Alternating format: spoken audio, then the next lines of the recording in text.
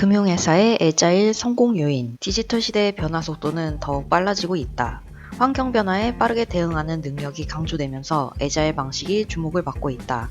기획과 실행, 그리고 적용의 사이클을 통합하고 반응에 따라 신속하게 대응하는 조직 문화와 역량을 갖추는 것은 아마존이나 애플, 삼성전자와 같은 IT 기업들의 과제였다. 2017년 우리나라 카드 회사에도 애자일 프로세스가 도입되어 성공한 사례가 등장했고, 2018년에 들어서는 KB금융지주와 하나금융지주의 총수들이 아마존의 애자일 프로세스를 언급하기도 했다. 애자일 방식은 원래 소프트웨어 개발 과정에서 분석이나 설계 등 문서화 작업보다 개발과 테스트에 집중하는 접근법으로 시작되었다.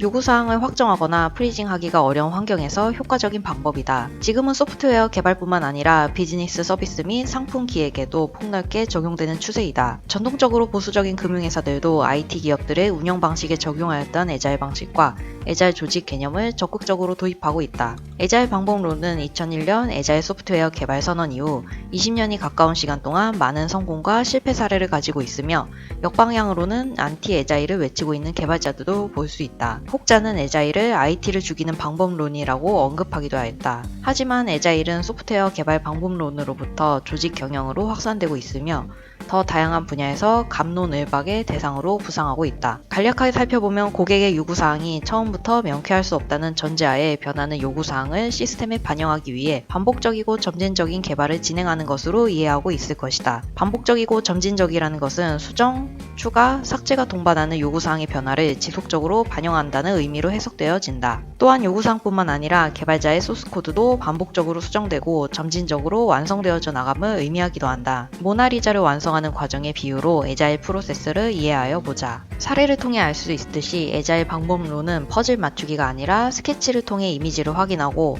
잘못된 부분을 수정하고 원하는 모습으로 완성하도록 하는 방법론이다.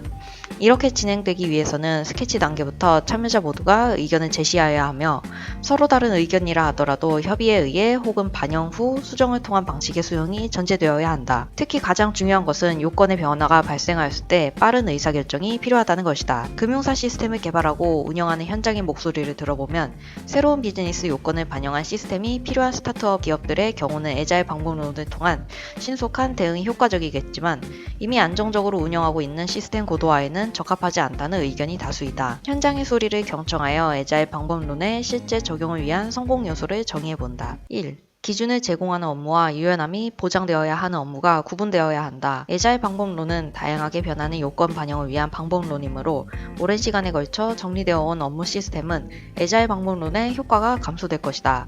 보험회사의 계약 관리와 운용은 오랫동안 그 원칙을 고수하며 운영되고 있으며, 약관을 통한 기준이 관리되고 있다. 채널과 같이 디지털화를 위해 변화를 신속하게 수용하여야 하는 경우는 짧은 개발 사이클을 통한 요건 확인이 필요하다. 2.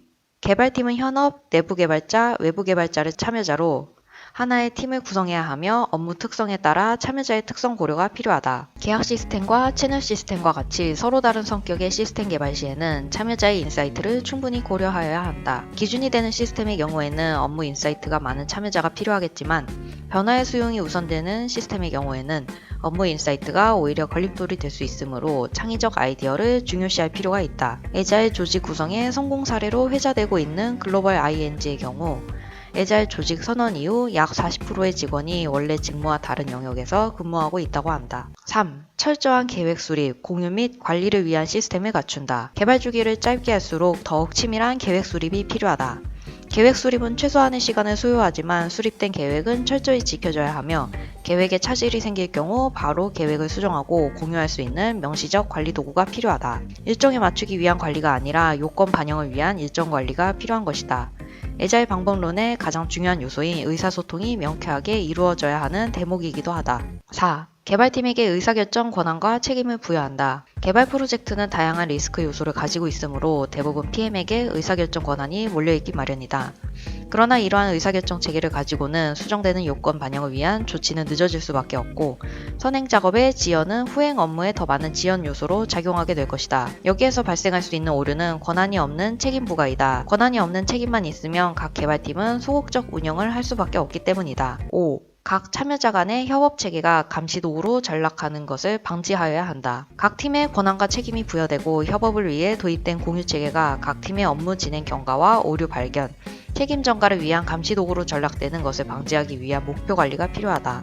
기본적으로 사람 간 협업은 우호적 감정을 기반으로 형성되는 것이므로 서로의 표적 또는 감시 대상이 되는 순간 협업은 깨어질 수밖에 없다. 6. 개발팀 리더를 위한 교육이 필수적으로 선행되어야 한다. 에자일 방법론은 자유를 보장하는 듯 하지만 더욱 철저한 관리를 필요로 하며 창의적 아이디어가 필요하지만 현실 세계 적용을 위한 고려가 사전에 이루어져야 하므로 나의 목소리를 내는 것은 중요하지만 반드시 다른 목소리에 대한 경청이 필요하다. 이렇게 서로 상반된 요소들을 조화롭게 운영하기 위해서는 감초와 같은 능력을 가진 리더가 필요하며 이러한 리더는 교육을 통해 양성하는 과정이 필수적으로 동반되어야 할 것이다. 에자일 방식이 전통적 폭포수 방식보다 항상 우월한 것은 아니다. 비즈니스 환경의 변화폭이 크고 속도가 빠른 경우에 보다 적합하다.